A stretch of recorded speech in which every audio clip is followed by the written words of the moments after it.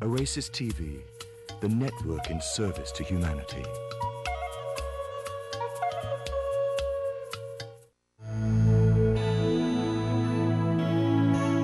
Now, how can we use the intuition specifically to actually really heal ourselves? Is it just like a form of meditation, tuning into what's going on in our body, or is this something deeper than that?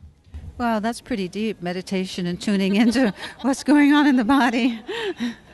That's very deep, but you can ask very specific information about diagnosis, about treatment. There's a step that I talk about in the book about asking for inner guidance, and what that is learning how to get very quiet inside, and so you can hear your thoughts, but then shift from the thoughts to the silent place. You get very quiet, you ask a question, and then you see what the intuitive response is. You might get an image or an impression that you never have thought of before that's right on in terms of where you need to go. So the kind of intuitive healing I'm talking about is very specific, it's very trained, and it's very at your fingertips at any moment. And it can probably help you to get more in touch with your inner self, too. That's what it's all about, is getting in touch with your inner self. That's what intuition is. Your inner self as it relates to spirituality. The inner self and the higher self are connected by a beautiful cord, and once you get in touch with your inner self, you have access to everything. What do you see as your biggest challenge as a therapist? The biggest challenge as a therapist is getting people to act on their intuitions.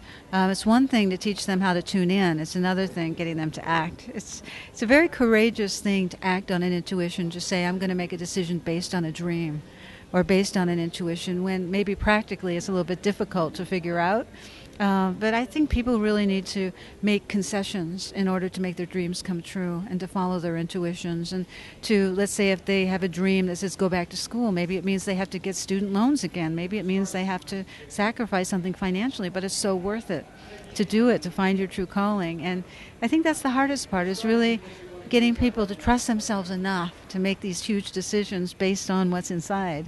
You can see evidence of spirit in everything, and people still doubt. It's about learning how to trust your intuition and your intuitive experience of spirit. Then you get the knowing of it. Then you'd never doubt again.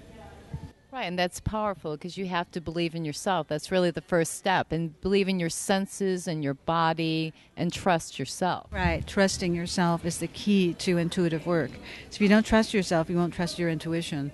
And when you do trust yourself, it's just such a beautiful gift, because you can take that trust with everything you go through in life, and you'll have the confidence to make the right decisions from the heart.